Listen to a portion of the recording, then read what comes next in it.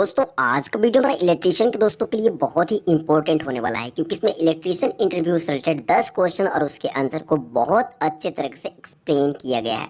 अगर आप इसे शुरू से अंत तक देखते हैं तो आपको कुछ ना कुछ बहुत कुछ सीखने को मिलेगा। इसमें हम जानेंगे दोस्तों कि विद्युत उपकरण में आग लगने के कारण क्या होते हैं, मतलब अगर क्वेश्चन पूछा है तो इसका आंसर कैसे देंगे।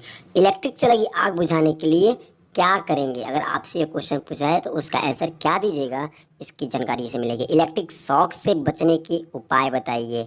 चौथा क्वेश्चन जानेंगे, कार्य करते समय किसी इलेक्ट्रिशियन को इलेक्ट्रिक शॉक लगा है तो उस समय आप क्या करेंगे। पांचवा क्वेश्चन हम जानेंगे दोस्तों कि किसी 5 फ्यूज का नाम बताइए। अगर पूछा जाए तो आप क्या आंसर देंगे। एमसीबी क्या है, बहुत अच्छी जानकारी से मिलेगी। ईएमएफ का पूरा नाम क्या है, इस रिलेटेड कुछ जानकारी इसमें मिलने वाली है। पीडी, एचटी और एलटी का पूरा नाम बताइए, इसके बारे में भी जानकारी आपको मिलेगी। इलेक्ट्रिक में रेजिस्टेंस क्या होता है, बहुत सिंपल साधारण क्वेश्चन है, लेकिन दोस्तों इसको एक्सप्लेन करना बहुत इंपॉर्टेंट रहता है। सीरीज सर्किट और पैरेलल सर्किट क्या है। दोस्तों ये 10 के 10 क्वेश्चन बहुत इंपॉर्टेंट रखते हैं। इससे पहला क्वेश्चन है, विद्युत उपकरण में आग लगने के कारण बताइए।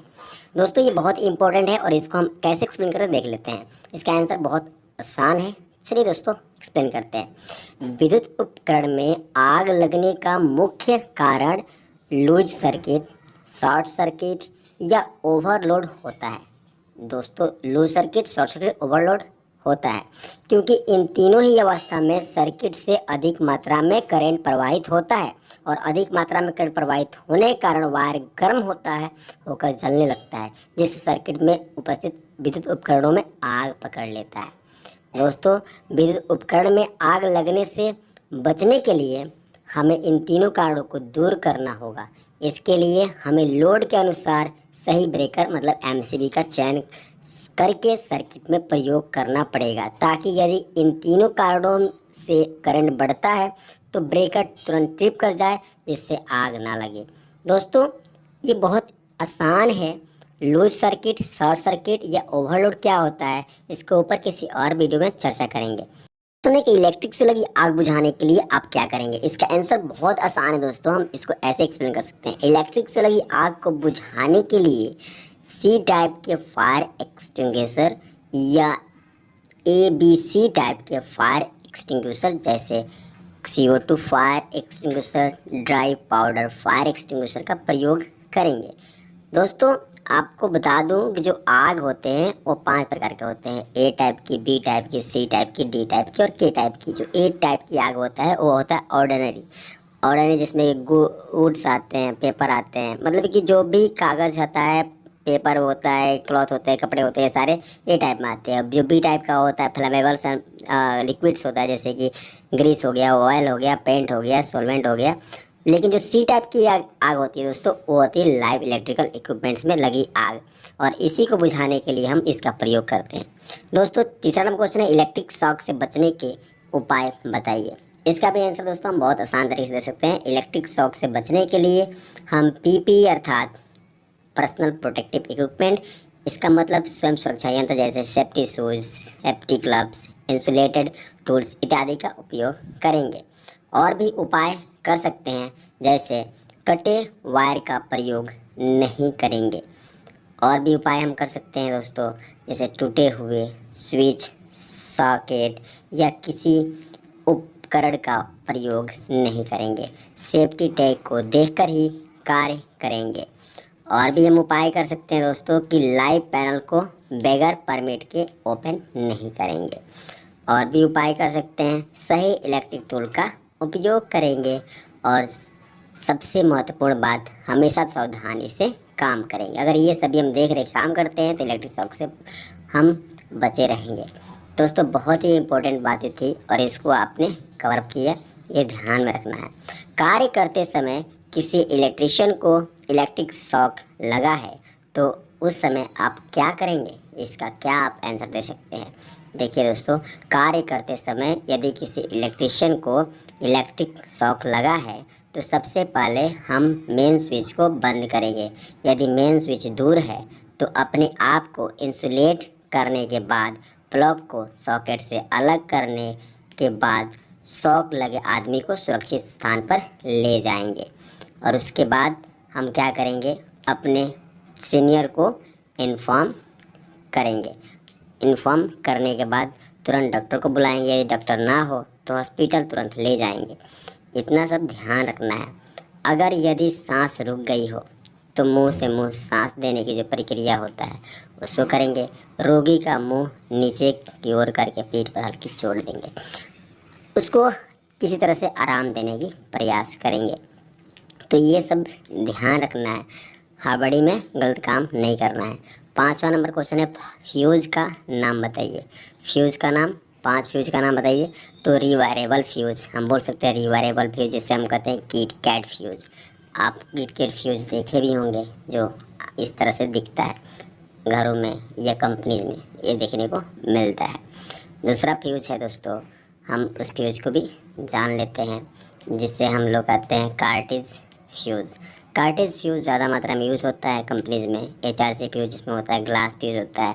इस HRC फ्यूज़ में भी बहुत सारे टाइप्स होते हैं, जैसे pin type HRC fuse, ball type या राउंड टाइप, ये ग्लास टाइप फ्यूज़, ये सारे फ्यूज़ होते हैं कार्टिज टाइप फ्यूज़ होते हैं। HRC फ्यूज़ बहुत ज़्यादा इस्तेमाल किया जाता है कंपनी में, तो आप बोल सकते हैं HRC फ्यूज़। अब दोस्तों बता दें कि रिवायरेबल फ्यूज़ है, कार्टिज फ्यूज़ हो गया। तीसरा है ड्रॉप आउट फ्यूज़। आप इस फ्यूज़ को भी कंपनी में देखे ही होंगे, जो कि सबसे पहले जो कंपनी में आता है मेन लाइन वहाँ पर ही लगा होता है DTR स्ट्रक्चर में। फिर स्ट्राइकर फ्यूज़, आप इसे भी देखे होंगे। स्ट्राइकर फ्यूज़ का भी इस्तेमाल हमारा इस लाइन में किया जाता है। स्विच फ्यूज़, ये स्विच फ्यूज़ जब हमारा एक से अधिक जो फ्यूज़ मिल करके एक फ्यूज़ में आते हैं तो वो हमारा स्विचेस फ्यूज़ हो जाता है। तो आप इन सभी का नाम बता करके आप बता सकते हो कि ये सारे फ्यूज़ होते हैं। अब फ्यूज़ के अंदर बहुत सारे फ्यूज़ आते हैं, जो कि ST LT फ्यूज़, उसके बारे में हमने ऑलरेडी वीडियो बना रखा है, आप उस वीडियो को ज़रूर देखें, जिसमें फ्यूज़ की पूरी जानकारी मिल जाएगी। MCB क्या है? यह बहुत आसान क्वेश्चन है, इसका आंसर हम दे सकते हैं कि यह एक सर्किट ब्रेकर है। इसका पूरा नाम मिनिएचर सर्किट ब्रेकर होता है।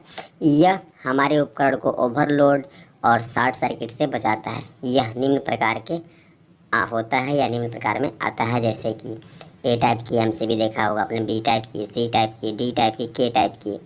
दोस्तों ये आपने ज़्यादातर कंपनी में B टाइप और C टाइप और D टाइप ही देखा होगा, क्योंकि ये B टाइप जो घरों में ज़्यादा इस्तेमाल किया जाता है फैन के लिए या छोटे छोटे बल्ब के लिए। C टाइप जो था मोटर के लिए इस्तेमाल ज़्यादा मात्रा में किया जाता है। D टाइप और भी जिसकी पावर ज़्यादा मतलब कि चाहिए उसमें D टाइप की आती है, लेकिन C टाइप सबसे ज़्यादा आपने देखा होगा और B टाइप सबसे ज़्यादा देखा होगा, क्योंकि इसकी कंपनीज में या घरों पर हर एक जगह अधिक मात्रा में यही यूज़ होता है। EMF का पूरा नाम क्या है? इसका भी आंसर हम इस तरह से दे सकते हैं कि इलेक्ट्रोमोटिव फोर्स इसका पूरा नाम होता है। EMF के कारण ही कोई भी मोटर घूम सकते हैं या कुछ भी होता है। PD, HT और LT का पूरा नाम बताइए। PD जिसका फुल फॉर्म होता है पोटेंशियल डिफरेंस, HT जिसे हाई टेंशन कहते हैं, हाई वोल्टेज भी कह सकते हैं इसको, LT मतलब लो टेंशन मतलब लो वोल्टेज, टेंशन का मतलब होता है दोस्तों वोल्टेज। तो आपको यहाँ पर केवल इसका पूरा नाम पूछा गया था, आप इसे से एक्सप्लेन कर सकते हैं। बहुत आसान है इसको समझाना। चलिए दोस्तों अब अगला क्वेश्चन जान लेते हैं, इलेक्ट्रिक में रेजिस्टेंस क्या होता है? इसका आंसर बहुत आसान है, किसी भी सर्किट में फ्लो होने वाले करेंट के मार्ग में उत्पन्न होने वाली बाधा को रेजिस्टेंस कहते हैं। इसका ऐसा ही मात्रक ओम होता है, जिसका सिंबल निम्न है। दोस्तों ये बहुत आसान है समझना, जैसे कि यह समझ लीजिए कि ये एम्पियर जो होता है वो चल रहा है, लेकिन उसको चलाने के लिए कौन धक्का दे रहा है? वोल्टेज। लेकिन उसके मार्ग में बाधा कौन करता है? तो रेजिस्टेंस करता है। जैसे अगर सपोज कीजिए, अगर एक बंदे को आप धक्का दे रहे हो, लेकिन आगे कोई बंदा है जो उसको आगे बढ़ने नहीं दे रहा, तो उसके मार्ग में जो बाधा करने आ गया वो अगला बंदा आ गया, तो ये समझ लीजिए कि वो रेजिस्टेंस हो गया। तो ये कोई बड़ी बात नहीं थी, आप इस तरह से समझा सकते हो। तो वोल्टेज और करेंट और रेजिस्टेंस में कुछ रूल्स होते हैं, उसके अनुसार जो आपको यहाँ पर R दिख रहा होगा, R इज इक्वल टू क्या क्या हो सकते हैं? तो P बट्टा I स्क्वायर हो सकता है, V स्क्वायर बटा P हो सकता है, या V बटा I हो सकता है। तो R इज इक्वल टू क्या क्या हो सकता है? ये चीज़ फार्मूला हो गया आप इसको कवर अप कर सकते हो जो कि सर्कल में दिया गया है। 10वां क्वेश्चन है दोस्तों कि सीरीज सर्किट और पैरेलल सर्किट क्या है। इलेक्ट्रिक को एक स्थान से दूसरे स्थान पर ले जाने के लिए जो तरीका अपनाया जाता है उसे सर्किट कहते हैं। यह दो प्रकार का होता है, सीरीज और पैरेलल। जैसे स्विच की वायरिंग सीरीज में और सॉकेट की वायरिंग पैरेलल में किया जाता है। दोस्तों यहाँ पर एक सीरीज सर्किट और पैरेलल सर्किट बनाया गया है। सीरीज में देख रहे हैं कि एक तरफ फेज दिया गया, एक तरफ न्यूट्रल दिया गया और बीच में सारे वायर को एक साथ कनेक्ट कर दिया गया। लेकिन पैरेलल में प्रत्येक बल्ब को फेज और न्यूट्रल, फेज और न्यूट्रल, फेज और न्यूट्रल मिलता है। मतलब कि सिंपल है, कोई बड़ी बात नहीं है। पैरेलल सर्किट क्या हो गया और सीरीज सर्किट क्या हो गया, इसमें कोई बड़ी बात नहीं है, आपको समझ में आ गया होगा। तो यहाँ तक तो कोई दिक्कत नहीं होगा और ये 10 क्वेश्चन था। 10 में आप रिवीजन करिए, आपको कोई डाउट हो तो ज़रूर कमेंट्स करिए, क्योंकि ये कोई ख़ास बड़े क्वेश्चन नहीं है, लेकिन हाँ ये क्वेश्चन पूछे जाते हैं तो इसके ऊपर आप वर्क करिए और भी वीडियो देखिए ताकि आपको कोई भी डाउट ना रहे। और हाँ, आपको एक और चीज़ बता दूँ कि जो वोल्टेज, करेंट और रेजिस्टेंस होता है उसके ऊपर और भी वीडियो बनाने का हमारा मकसद है ताकि आपको और भी अच्छा नॉलेज मिल सके। दोस्तों इस वीडियो में इतना ही, मिलते हैं नेक्स्ट वीडियो में, तब तक के लिए take care. Thanks for watching this video and don't forget to subscribe my channel and like. Okay, all the best, thank you very much.